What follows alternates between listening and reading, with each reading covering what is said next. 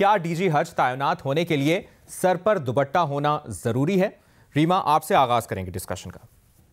نہیں مبشر، بالکل ضروری نہیں ہے، اور مجھے حیرت ہے کہ جو منسٹر صاحب ہیں معذرت کرنے کے بجائے وہ کہہ رہے ہیں کہ ریکارڈنگ اللیگل ہے، ہم ایکشن لیں گے ان کے خلاف جن سے اس طرح کے سوالات پوچھے گئے انٹرویو میں۔ میرا خیال ہے منسٹر صاحب کو آئین پڑھ لینا چاہیے۔ آئین میں واضح طور پہ لکھا ہے آرٹیکل 25 پاکستان میں جنس کی بنیاد پہ ڈسکریمنیشن یا امتیازی سلوک نہیں کیا جائے گا، اور خاص طور پہ سروسز میں تو بالکل بھی نہیں کیا جائے گا۔ تو یہ کس قسم کا سوال ہے کہ آپ کو سر پہ دوپٹہ کیوں نہیں لیتی، آپ جو ہے وہ پاکستان کا امیج جو ہے باقی ممالک کے سامنے خراب کر دیں گی، کیسا میسج جائے گا کہ پاکستان میں جو ڈی جی حج ہے وہ دوپٹہ نہیں لیتی۔ مطلب یہ کس طرح کے سوال ہیں؟ مجھے افسوس کے ساتھ کہنا پڑتا ہے کہ بہت بات ہوتی ہے پاکستان میں کہ یہاں پہ آزادی ہے، خواتین کو وہ جس طرح کا لباس پہننا چاہیں وہ پہن سکتی ہیں، دوپٹہ بہت سے ممالک میں حجاب جو ہے وہ ریاست کی طرف سے انفورس کیا جاتا ہے، پاکستان میں تو ایسا نہیں ہے۔ لیکن ہم دیکھتے ہیں اس طرح سے آپ انفورس کرتے ہیں ایک طرح کا لباس جو ہمارے قوانین یا ہمارا آئین جس کی اجازت نہیں دیتا۔ ایک اور چیز میں نے سنی اس مبینہ آڈیو لیک میں، جو منسٹر صاحب ہے وہ کہہ رہے تھے پاکستان کے آئین کے مطابق کچھ بھی جو ہو جو شریعہ کے خلاف ہے وہ نہیں کیا جا سکتا۔ اب ان سے کوئی پوچھے یہ کہاں لکھا ہے پاکستان کے آئین میں کہ کیونکہ منسٹر صاحب نے کہہ دیا کہ شریعہ کے مطابق ہر خاتون کا اپنا حجاب لینا لازم ہے، اس لیے یہ جو انٹرویو دے رہی ہیں سائمہ صبا جن کا نام ہے، وہ جو ہے وہ آئین کے خلاف ورزی کر رہی ہیں۔ آئین کی خلاف ورزی ہوئی ہے تو وہ منسٹر صاحب نے کی ہے، اور مجھے جہاں تک میں نے پڑھا ہے یہ کیس جو ہے اسلام آباد ہائی کورٹ میں بھی چل رہا ہے۔ آئی ہوپ ان کے خلاف ایکشن لیا جائے اور اس کو ایک مائنر سا ایشو سمجھ کے نظر انداز نہ کر دیا جائے، کیونکہ پاکستان میں ایک بہت بڑا کرائسس ہے۔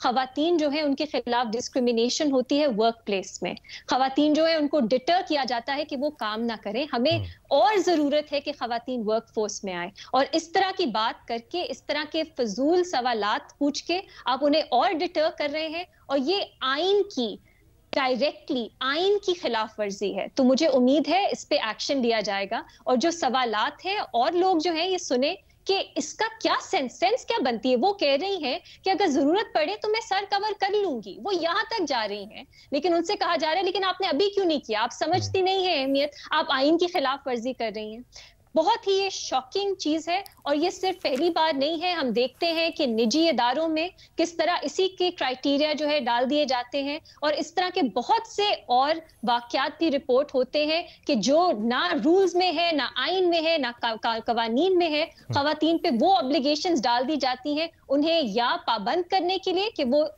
ایک ایسی چیز جس کا کوئی آئینی قانونی حیثیت نہیں ہے اس کے مطابق اپنے آپ کو ڈریس کریں، یا ان کو ورک فورس سے نکالنے کے لیے، ان کی پروموشن روکنے کے لیے استعمال کیا جاتا ہے۔ تو اس کی میں مذمت کرتی ہوں سخت سے سخت الفاظ میں، اور مجھے امید ہے کوئی ایکشن لیا جائے گا ان منسٹر صاحب کے خلاف۔ صحیح، ریما آپ نے اپنی رائے دی۔ بھٹی صاحب آپ کی کیا رائے ہے؟ کیا ڈی جی حج تعینات ہونے کے لیے جو تمام تر معاملہ سامنے آیا ہے، آپ کیا سمجھتے ہیں؟ کیا ڈی جی حج تعینات ہونے کے لیے سر پر دوپٹہ ہونا ضروری ہے؟ دیکھیے بھائی جان، یہ جو کارنامہ مفتی عبدالشکور صاحب ہیں جو مولانا صاحب کے وزیر ہیں، مولانا صاحب نے 3 وزارتیں لی ہیں، دودھ ملائی والی، کھوئے ملائی والی، ایک یہ مذہبی امور کی، ایک مواصلات کی، اور ایک ہاؤسنگ کی، ایک اور بھی ہے سیفران کی، اور ایک سیفران کی، اور سمدھی کو ڈپٹی سپیکر بھی لیا ہے، ڈپٹی سپیکر اور ڈپٹی چیئرمین سینٹ بھی لیا ہے، ڈپٹی چیئرمین سینٹ، کے پی کے گورنرشپ بھی لیا، اور سمدھی کو لگایا ہے انہوں نے خیر سے گورنر کے پی کے۔ تو مولانا صاحب اور خود چارٹرڈ پلین پہ جایا کرتے ہیں کراچی جنازوں میں، تو مولانا صاحب تو پوری سر کڑھائی اور پورا گھی میں ہیں۔ یہ جو مولانا صاحب کا اپنا بھی ہے نا، بے نظیر بھٹو صاحبہ کی حکومت نہیں ماننی، پھر کوئی جمع تفریق ہو گیا تو پھر مان لی، اور مولانا صاحب جو تحریک انصاف کی خواتین کے حوالے سے جو گل افشانی کر چکے ہیں مولانا صاحب، وہ بھی سب کو پتہ ہے۔ اب یہ دیکھیے تھوڑا سا اس کو لکھیے ہوا کیا۔ ڈی جی حج کی اسامی ہے، خاتون افسر ہے سائمہ صبا، اچھا 2 بار ڈی جی حج کے تحریری امتحان میں وہ ٹاپ انہوں نے کیا، 30 نومبر کو یہ سیٹ خالی ہوتی ہے، ستمبر میں ٹیسٹ انٹرویوز ہوتے ہیں، 20 افسر حصہ لیتے ہیں اور اس میں یہ نمبر 1 پہ آتی ہیں۔ अच्छा, अब टॉप करने के बावजूद जब ओहदा न दिया गया तो ये इस्लामाबाद हाई कोर्ट में इन्होंने रिट पिटीशन की। अच्छा, वजारत ने एक चालाकी की और पीएम सेक्रेटेरिएट को बताया कि एक मर्द और एक खातून पास हुए हैं या वो इस काबिल हुए हैं, तो लिहाजा हमें दोबारा इंटरव्यू करने की इजाज़त दी जाए। उन्होंने एस्टेब्लिशमेंट डिवीजन ने मुतालबा मुस्तरद किया तो इन्होंने इंटरव्यू पैनल को साथ मिलाया और फिर दोबारा इंटरव्यू किया और वजीर साहब ने ये हल निकाल कर उनको 0 नंबर दिए, यानी दूसरे इंटरव्यू जो पहले टॉप कर चुकी थी। अब आप मुझे बताइए कि हम कल तक रोते हैं कि काबुल में खवातीन का यूनिवर्सिटी बंद कर दी गई, उन पे पाबंदी लगा दी गई, उनको हमने निकाल दिया गया। हमारे तो अपने अंदर ये भाईजान बैठे हुए हैं और इस तरह के लोग बैठे हुए हैं। अब अच्छा, मजे की बात है कि उन्होंने कहा दुपट्टे की अहमियत, दुपट्टा पर्दा नो डाउट बहुत अहमियत है, लेकिन कभी ये अपने किबला काबा जहाँ मक्का है हमारा, जहाँ मदीना है, सऊदी अरब में भी तो देखें कि वहाँ क्या इस्लाहत हो रही हैं, वहाँ किस तरह वो MBS अपनी कौम को लेके चल रहे हैं और भिजवा किस सौदे पे रहे हैं, कर क्या रहे हैं और किस तरह कर रहे हैं।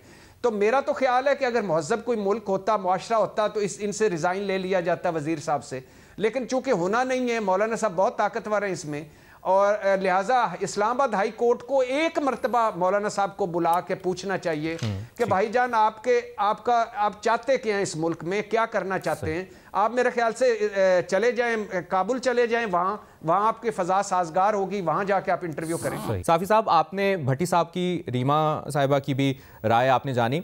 आपके ख्याल में जो हमने आज सवाल रखा है, आपका क्या ओपिनियन है? क्या DG हज तैनात होने के लिए सर पर दुपट्टा होना ज़रूरी है? देखिए, एक तो ये कि अफ़गान तालिबान अगर ऐसा कर रहे हैं तो वो अपनी घर की ज़िंदगी में भी या बाकी ज़िंदगी में भी उस पर अमल करते हैं। अब दिलों का हाल अल्लाह जानता है, लेकिन जहाँ तक मैं समझा हूँ ये दुपट्टा और मज़हब एक बहाना है और असल में अपना मनपसंद बंदा उधर बिठाना वो निशाना है। क्योंकि ये DG हज का जो पोस्ट होता है ये सोने की चिड़िया बना दी गई है पिछले सालों में।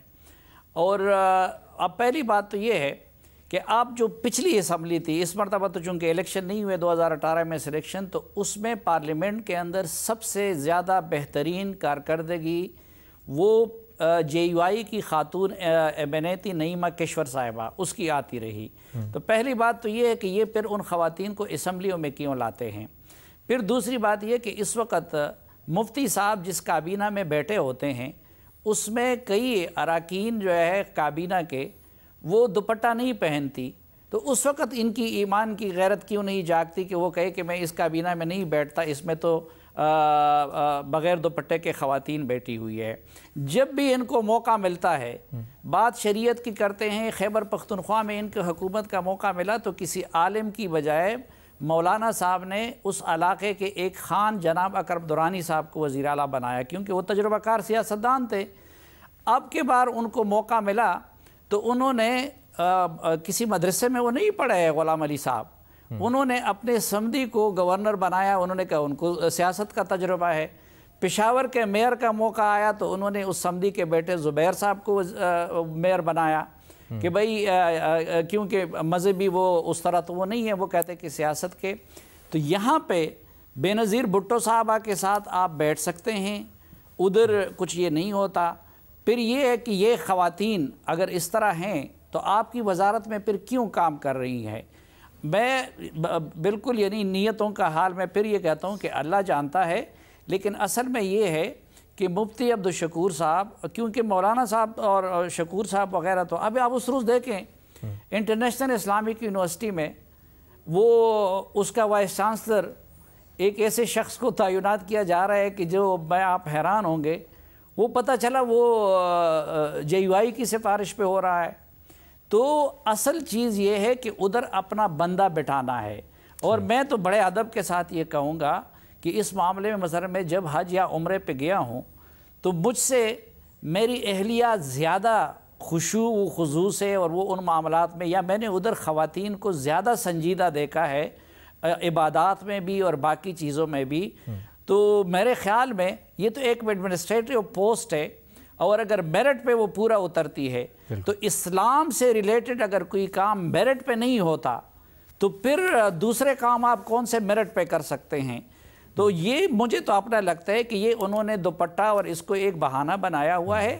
یہ چیزیں اگر ان کے لیے جینون مسئلہ ہوتی تو پھر جے یو آئی کی خواتین اسمبلیوں میں نہ جاتی, پھر جے یو آئی اس کابینہ میں نہ بیٹھتی جس میں لبرل سوچ کے حامل پارٹیاں بھی بیٹھی ہیں. یہاں تو ان کو پھر یہ ایمانی غیرت نظر نہیں آتی, اور وہاں پہ اب ایک میرٹ پہ اگر ایک خاتون پوری آ رہی ہے تو وہ اس کی آڑ لے کے اصل میں وہ اپنا بندہ تعینات کرنا چاہتے, کیونکہ مجھے اور آپ کے لیے نہیں لیکن ان لوگوں کے لیے ڈائریکٹر حج کا وہ بڑا اہم ہوتا ہے, اس میں بہت کچھ ہوتا بھی ہے, اور کچھ نہیں تو اپنے لوگوں کو وی آئی پی پروٹوکول دونا, پھر تو حج اور عمرے کے موقع پہ وہ پرائیورٹی تو ہوتی ہے. وڑائی صاحب, صافی صاحب کی رائے آپ نے جانی, اور جس طرح بات بھی ہو رہی ہے کہ 2 بار امتحان میں پہلی پوزیشن.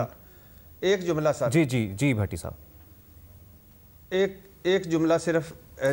یہ صحیح کہہ رہے ہیں, مبینہ طور پر میں مبینہ کا لفظ اس لیے استعمال کر رہا ہوں کہ وزیر صاحب پھر اس کو بھی غیر آئینی نہ کہہ دیں یا غیر قانونی نہ کہہ دیں.